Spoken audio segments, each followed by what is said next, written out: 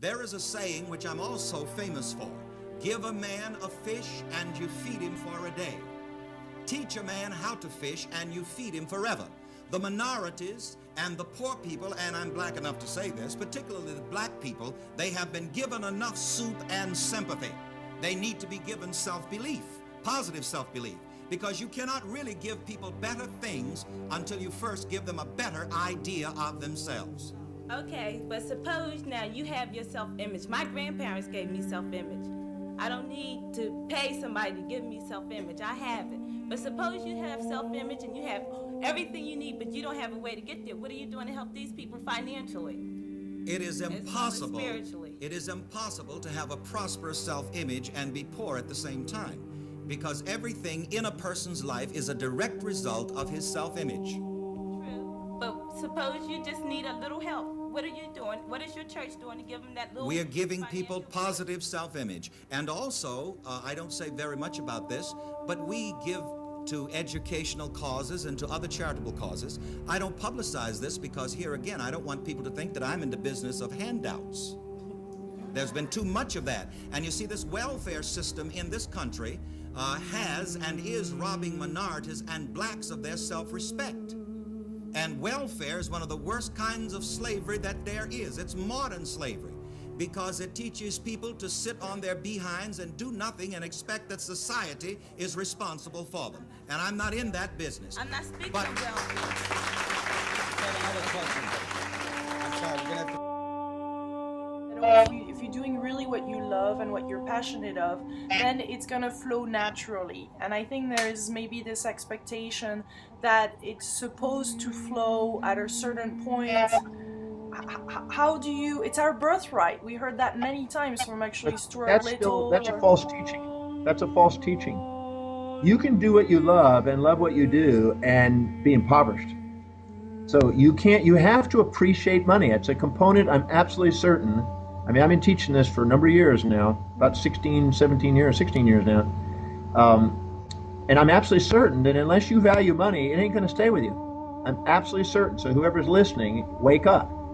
This is not something you're going to be able to violate. You may fantasize about it, but you're not going to violate it. You have to appreciate the value of managing, saving, managing, investing, and building wealth if you ever want to have wealth.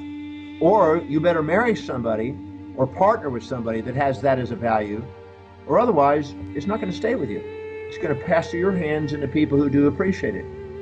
In Tibet, many centuries ago, they did an experiment with money, and they equilibrated all the wealthy and redistributed the wealth where everybody had the same amount of money. So thousands of people now had the same amount of money. They took the wealthy and they gave it from the poor to the wealth of the poor.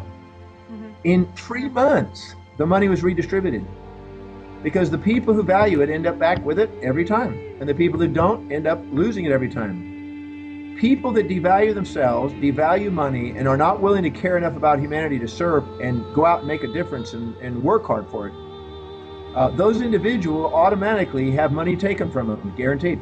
They'll be a spender, not a saver, and they'll end up devaluing it and devaluing themselves, and they'll say goodbye to money every time. You have to have, in my observation, one of my homes is a ship that circumnavigates the globe called the world. And you may have heard of this. I don't know, I may have mentioned this. And on there are 18 billionaires that live on there. And I've interviewed these individuals, and I've met quite a number of billionaires now. And one thing I'm certain about is those people that have billions appreciate those 3 things. And the people that don't have, and they're impoverished, don't.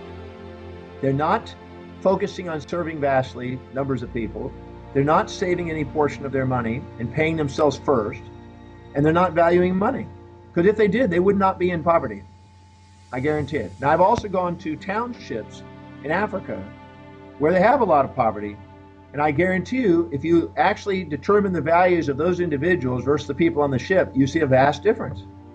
They have a high value on a completely different set of values in life.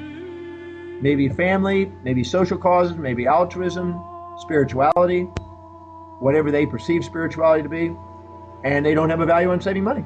But and when I say, yeah, sorry. in order to have a value on money, You can't just say, oh, I would love to have money so I can buy this, so I can buy this, so I can buy this. That's not valuing money. That's valuing what money will buy. You have to have a value on actually saving money, serving people, saving money, investing money, and building to make it work for you. If you don't have a value on that, I guarantee you.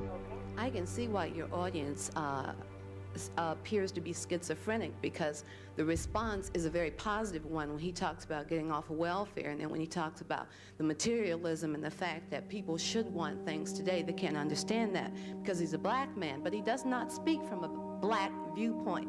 And that's the thing that frustrates me. I think he's one of the best instruments of the white power structure that we have here in the United States, because he speaks to individualism and he does not recognize the fact that there is a country called America that is based on institutional racism, and that you can tell a man to get rid of his ghetto mentality, to get out and to have positive thinking and to do things for himself. And that you support, you endorse that? Yes, but I still say that he has a responsibility as a minister, as a black man, and as an intelligent human being to say there are institutions set up to keep you down.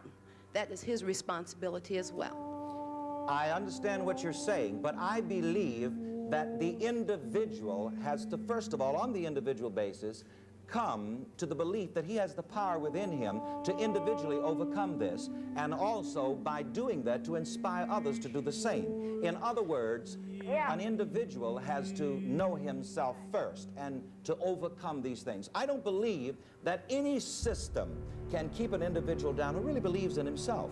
And I'm happy to say that more and more black people are overcoming, and more are going to continue to overcome. Let me make sure I understand her point. Deserve it, baby. Absolutely. You see, this is another thing. You know, organized religion, Christianity anyway, for the most part, teaches that we don't deserve good. As a matter of fact, we're taught in religion that we don't even deserve the mercy of God. But you see, psychologically, a person can only get what he really believes that he deserves.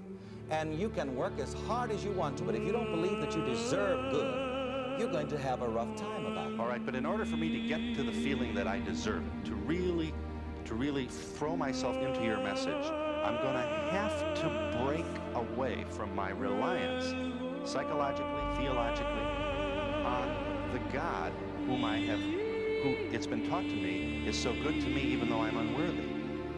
Yes, but you're certainly going to have to change your mind. But here again, you know,